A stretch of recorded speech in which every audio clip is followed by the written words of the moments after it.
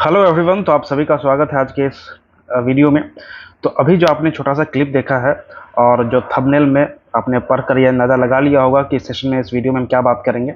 इस वीडियो में बात करेंगे धरना प्रदर्शन जो स्टार्ट हो चुका है, किसके द्वारा किया जा रहा है और क्यों किया जा रहा है, इनकी मांगे क्या है उसको समझेंगे। फिर देखेंगे कि विभाग का क्या रुख है इनकी मांगों को लेकर, फिर आगे क्या क्या संभावनाएं हैं, क्या क्या पॉसिबिलिटीज़ है। अभी इलेक्शन का टाइम चल रहा है तो उसको समझेंगे। ठीक है, तो स्टार्ट करते हैं। ये धरना प्रदर्शन जो वीडियो आपने देखा, जो क्लिप देखा, ये किया जा रहा है विशेष सर्वेक्षण संविदा कर्मी एवं अभियंता संघ के द्वारा। मतलब जो सर्वे एलआरसी विभाग में, revenue and land reform department में जितने भी सर्वे कर्मी है, सर्वेक्षण कर्मी है, चाहे वो अमीन हो, कानूनगो हो, एएसओ हो, क्लर्क हो, उनके द्वारा किया जा रहा है। क्यों किया जा रहा है? क्योंकि उनकी कुछ मांगे हैं विभाग से, सरकार से, अपनी मांगों को पूरा करवाने के लिए। अब देखते हैं उनका क्या क्या मांगे हैं। तो इस पत्र में जारी किया गया है संघ के द्वारा। ठीक है, 5 सूत्रीय मांग समर्पित किया गया है और इस मांग में कहा गया है उपर्युक्त विषय के संबंध में कथन है कि हम सभी विशेष सर्वेक्षण कर्मी यथा विशेष सर्वेक्षण सहायक बंदोबस्त पदाधिकारी एएसओ, ठीक है, कानूनगो, अमीन, लिपिक पिछले 5 वर्षों से विभाग में अथक मेहनत एवं ईमानदारी पूर्वक अपने दायित्वों का निर्वहन कर रहे हैं। तो बेसिकली इनकी बहाली 2018-19 में हुई थी, तो उस वक्त से ये काम कर रहे हैं। तो इनकी कुछ मांगे हैं कि 5 साल से ऊपर हो चुका है, इनकी मांगों को पूरा किया जाए। उनकी मांगे क्या है? पहला मांग है इनका कि जितने भी विशेष सर्वेक्षण कर्मी हैं, जैसे कि एएसओ हो गए, कानूनगो, अमीन या लिपिक, उनकी जो सेवा है, उनकी जो नौकरी है, उनको नियमित किया जाए, परमानेंट किया जाए या 60 वर्ष तक किया जाए।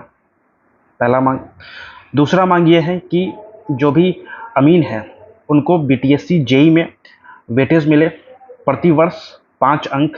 जैसे बाकी विभागों में अगर कॉन्ट्रैक्ट पे काम कर रहे हैं, संविदा पे काम कर रहे हैं, तो जब परमानेंट बहाली आती है तो उनको वेटेज मिलता है।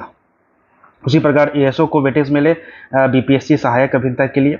और जो लिपिक काम कर रहे हैं, क्लर्क काम कर रहे हैं सर्वेक्षण वर्क में, उसमें जब यूडीसी की बहाली हो, जो परमानेंट बहाली हो, तो उसमें 5वां अंक उनको मिले, अनुभव प्राप्त हो। ये इनकी दूसरी मांग है।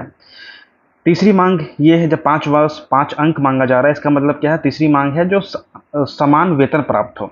एएसओ को सहायक अभियंता के बराबर वेतन प्राप्त हो, ठीक है। अमीन को जूनियर इंजीनियर के बराबर वेतन मिले। उसी प्रकार लिपिक को, जो उच्च वर्गीय लिपिक होते हैं, यूडीसी होते हैं, उनके समतुल्य वरीयता करते हुए जो वेतन हो, जो सैलरी हो, वो समान मिले। फोर्थ क्या है? चौथी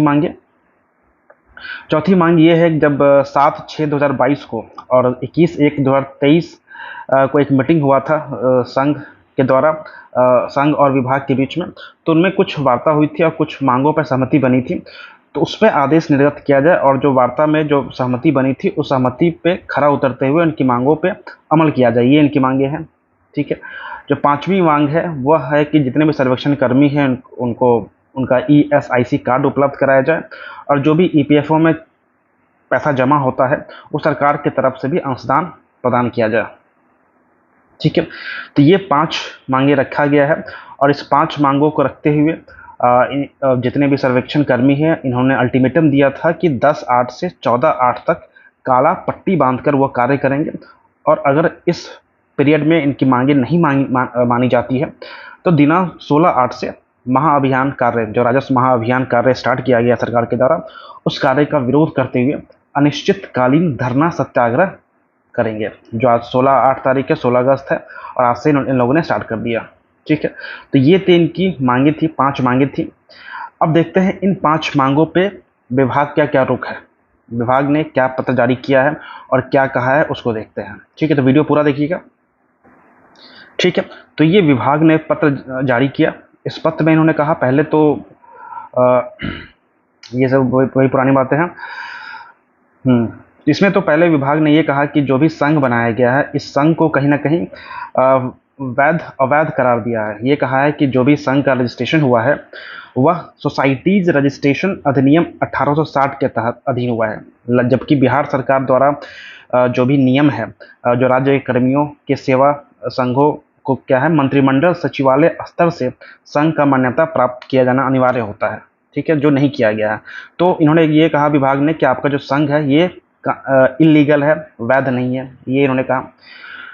दूसरा बात जो इनका मांग है, फिर एक ये रोहन साइन को सचिव को लेके ये है कि जो पहला पत्र जारी किया गया है उनमें से सचिव के रूप में रोहन कुमार को निर्वाचित किया गया था, लेकिन जो पत्र जारी किया गया उसमें नाम किसी और का है। तो इसमें इन्होंने कहा कि ये भी गलत है, धोखाधड़ी का इन्होंने से श्रेणी में आता है, ये इन्होंने कहा विभाग ने। ठीक है, और फिर जो इनकी मांगे थी 5 सूत्रीय मांग, उस पर इन्होंने विभाग ने कहा कि पहला मांग क्या था कि नियमित हो या 60 साल हो। इस पर विभाग ने स्पष्ट किया गया विभाग के द्वारा कि जो बहाली हुआ था ये पूर्णतः संविदा के आधार पे है, कॉन्ट्रैक्ट के आधार पे है, और इस पर बाद में ये कभी परमानेंट या 60 साल के लिए इस पर कोई क्लेम नहीं कर सकता है। तो ये तो कहीं ना कहीं सरकार ने सीधे तौर पर ठुकरा दिया।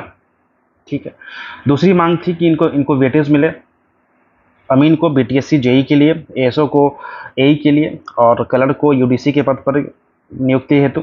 ये इन्होंने कहा कि ये उनके क्षेत्राधिकार में नहीं आता है, विभाग के क्षेत्राधिकार में नहीं आता है, ये जिस विभाग बहाली करती है, नियमित नियुक्ति करती है, उनके क्षेत्राधिकार में आता है, तो ये से संबंधित नहीं है।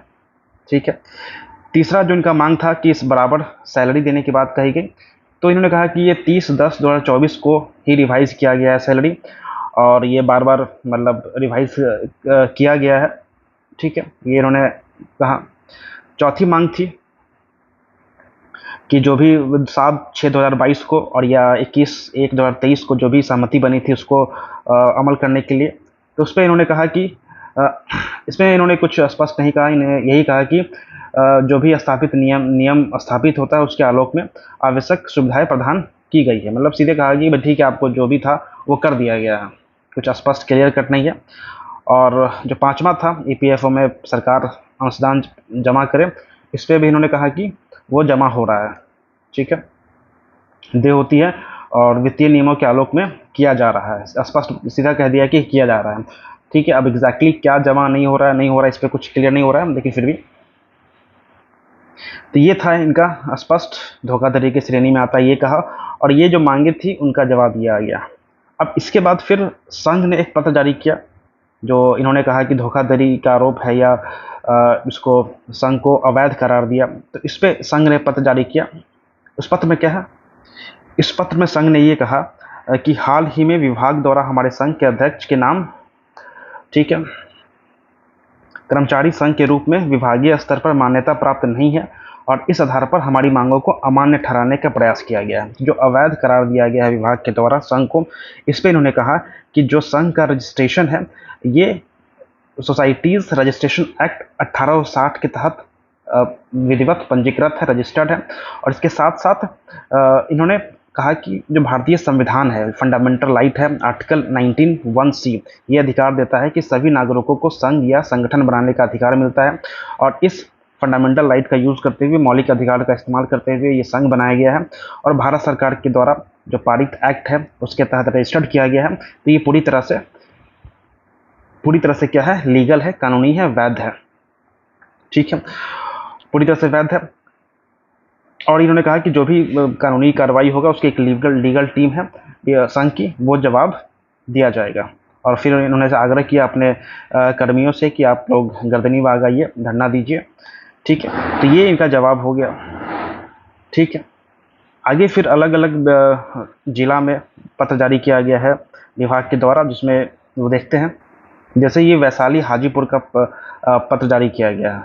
ठीक है, इस पर इन्होंने स्पष्ट कहा है कि जो भी 16 अगस्त से अगर धरना पे जाते हैं, ठीक है, तो उनके संविदा समाप्ति हेतु निदेशालय को संसूचित कर दिया जाएगा। मतलब अगर कोई धरना पे जा रहा है तो उनको नौकरी से निकाल दिया जाएगा, ये स्पष्ट किया गया है इस चिट्ठी के माध्यम से। ये बंदोबस्त कार्यालय वैशाली हाजीपुर का द्वारा जारी किया गया है।